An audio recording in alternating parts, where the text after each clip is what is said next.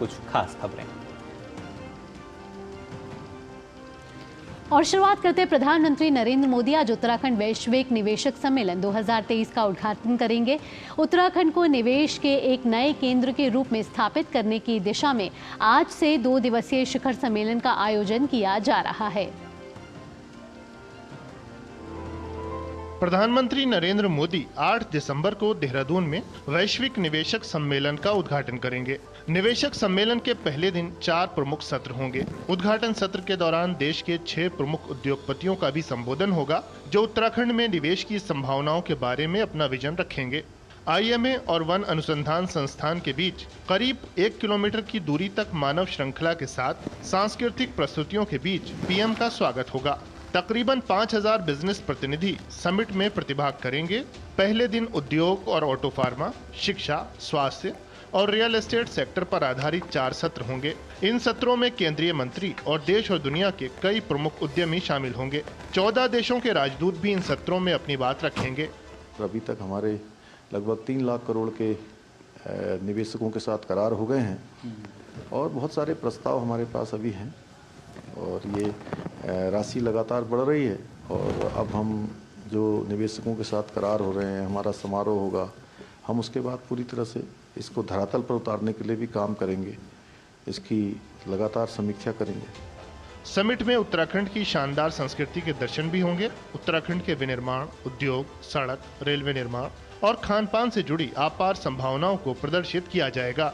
बद्री गाय, जो कि हमारी यहाँ की एक नेटिव गाय है, उससे बने उत्पाद, उसकी क्या क्या उपयोगिता है, उसको प्रदर्शित हमने किया है और किस प्रकार जो है निवेशक जो है बद्री गाय के दूध का उपयोग करके और यहाँ पे इन्वेस्टमेंट कर सकते हैं।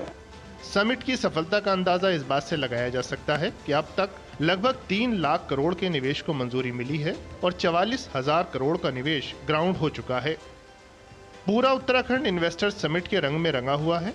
देश और दुनिया के तमाम इन्वेस्टर्स उत्तराखंड में रोजगार के नए अवसर प्रदान करेंगे।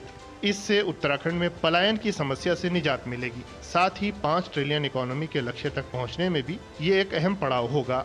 तो विश्व के निवेशकों के लिए डेस्टिनेशन उत्तराखंड यानी कि उत्तराखंड इन्वेस्टर्स समिट का ये मंच तैयार है। प्रधानमंत्री नरेंद्र मोदी तकरीबन 5000 से ज़्यादा बिजनेस रिप्रेजेंटेटिव और आम जनता को जो है वो यहाँ पर संबोधित करने वाले हैं और इसकी सफलता इस बात से लगाई जा सकती है कि काफ़ी सारे संख्या में जो निवेशक हैं वो यहाँ पर आ रहे हैं और अब तक 3 लाख करोड़ से भी ज़्यादा का निवेश उत्तराखंड में आ चुका है। कैमरामैन जगमोहन के साथ चंद्रशेखर, DD न्यूज़, देहरादून। तो काफ़ी महत्वपूर्ण इस तरह की जो समिट है, बात उत्तराखंड की अगर की जाए, आज प्रधानमंत्री भी यहाँ पहुँच रहे हैं समिट में। और ताज़ा जानकारी के लिए रुक कर लेते हैं हमारे संवाददाता चंद्रशेखर जो हैं वो हमारे साथ जुड़ चुके हैं देहरादून से। चंद्रशेखर, जानना चाहेंगे आपसे, आज प्रधानमंत्री भी इस समिट में पहुँच रहे हैं, कितना खास और कितना महत्वपूर्ण है उत्तराखंड के लिए समिट? उत्तराखंड काफ़ी समय से इसकी प्रतीक्षा में था और आज वो दिन भी आ गया है और कुछ ही क्षणों का इंतज़ार है जब प्रधानमंत्री Narendra Modi global investor summit जो उत्तराखंड में होने जा रही है इसका औपचारिक रूप से इसकी शुरुआत करेंगे और अपना संबोधन भी देंगे। और कल से ही जो निवेशक थे जो वो यहाँ पर पहुँच चुके हैं और कल उनका रात्रि भोज भी हुआ था। और ये जो ग्राउंडिंग है, आप मान के चलिए 44,000 करोड़ रुपए की जो ग्राउंडिंग हो चुकी है और उसको भी जब प्रधानमंत्री नरेंद्र मोदी जब एग्जीबिशन हॉल की तरफ जाएंगे तो उसको वहां पर इनॉग्रेट करेंगे औपचारिक रूप से। और ये इस बात को दिखाती है कि उत्तराखंड सरकार जिस प्रकार से निवेशकों को यहाँ लाने के लिए कोशिश कर रही है, जिसमें से मैंने बताया कि 3 लाख करोड़ रुपए की जो है MOU साइन हो चुके हैं। तो आप मान के चलिए कि जब 44,000 करोड़ की हम बात कर रहे हैं तो ये ग्राउंडिंग की हम बात कर रहे हैं, इसका मतलब हवाई चीजें नहीं हो रही हैं, जमीनी स्तर पर भी काम हो रहा है। और ये जो भी निवेश हो रहा है, ये निवेश टूरिज्म को लेकर के हो रहा है, मैन्युफैक्चरिंग को लेकर के हो रहा है। तो ये जो महत्वपूर्ण चीजें हैं उत्तराखंड के लिहाज से, उस पर पूरा फोकस किया गया है, चाहे वो मेडिकल की बात हो, टूरिज्म की बात हो या फिर इंफ्रास्ट्रक्चर को लेकर के हो और जितने भी चीजें हो सकती है, एजुकेशन के क्षेत्र में हो सकती है, फूड प्रोसेसिंग को लेकर के है। तो ये जो उत्तराखंड की जो महत्वपूर्ण रिसोर्सेज हैं उनको पूरी तरीके से यूज किया गया है ताकि वो इन्वेस्टमेंट को लेकर के यहाँ पर लाया जा सके। बिल्कुल चंद्रशेखर, साथ ही हमने देखा है कि सरकार का हमेशा से ही निवेश पर जोर रहा है। फिर चाहे वाइब्रेंट गुजरात हो, जहां हमने कुछ दिनों पहले देखा वहां पर भी इस तरीके की समिट हुई थी, और अब उत्तराखंड में इस तरीके की नायाब पहल की जा रही है। तो जिस तरीके से हमारी अर्थव्यवस्था पहले से ही मजबूती के दौर में चल रही है, उस तरीके से निवेश को और आगे बढ़ाना और लेकर जाना, सरकार उसके लिए कितनी प्रतिबद्ध दिखती नजर आ रही है?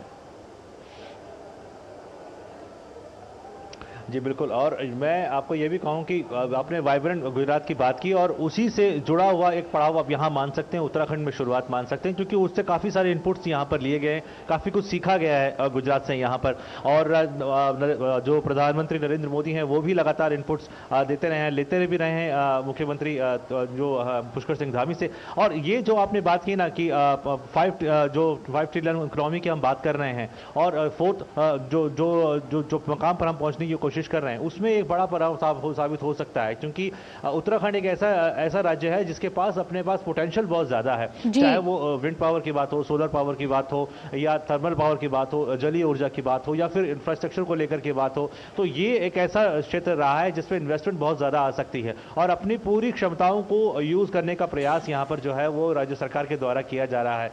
न केवल देश में बल्कि विदेशों में जाकर के भी रोड शोज हुए हैं, जहां पर इन्वेस्टर्स को लाने की कोशिश यहाँ पर की गई है, और वो काफी सफल होते हुए भी दिखाई दे रहा है ग्राउंड पे। और उत्तराखंड के लिहाज से भी और देश के लिहाज से भी अगर यहाँ पर इन्वेस्टमेंट ज्यादा संख्या में आती है, तो आप मात्रा में आती है, तो आप मान सकते हैं कि ये जो 5 ट्रिलियन इकोनॉमी की हम बात कर रहे हैं, वहां तक लक्ष्य को पहुंचना काफी आसान होता दिख रहा है। बिल्कुल चंद्रशेखर, और इसके साथ साथ जैसा हमने देखा था, वहाँ जायजा भी लिया था, जो अलग अलग क्षेत्रों के लिए पूरी तरीके की तैयारी की गई है, कृषि की बात की जाए, दूसरे क्षेत्रों की बात की जाए, और जैसा आपने कहा कि खासतौर से जब हम सोलर एनर्जी को देखते हैं तो वहाँ भी निवेश की जो उम्मीद है वो बढ़ सकती है। लेकिन जो अगर राज्य सरकार की हम बात करें, वो किस तरह की उम्मीद करके चल रही है कि कहाँ सबसे ज़्यादा जो निवेश है वो आ सकता है? अभी यहाँ पर जो एक पावर कॉन्क्लेव हुआ था, और उस कॉन्क्लेव के अंदर भी 40,000 करोड़ रुपए का जो MOUs हैं वो साइन हुए थे, और ये जो एनर्जी सेक्टर है उसको ज़्यादा पुश करने की कोशिश की, क्योंकि जलीय संपदा यहाँ पर है, आपको जानते हैं। और इसके अलावा जो यहाँ पर जो स्थानीय जो उत्पाद हैं, चाहे वो खान पान को लेकर के हों, या फिर यहाँ के जो पहनावे हैं उसको लेकर के हों, तो उसका भी पूरी तरीके से यहाँ पर यूज़ किया गया। मिलेट्स को लेकर के भी यहाँ पर मैंने देखा कि काफ़ी बड़ी संख्या में जो है वो यहाँ पर इन्वेस्टर्स आए हुए थे, जो उनको आकर्षण का केंद्र बने हुए थे। यहाँ पर रुड़की जैसा IIT है, जो कि कई सारे प्रोडक्ट्स वहां से वो मैन्युफैक्चरिंग के रूप में निकालता है, चाहे वो ड्रोन को लेकर के हो या फिर जितनी भी टेक्नोलॉजी है उसको लेकर के, तो उसकी तरफ भी निवेशकों का जोर है।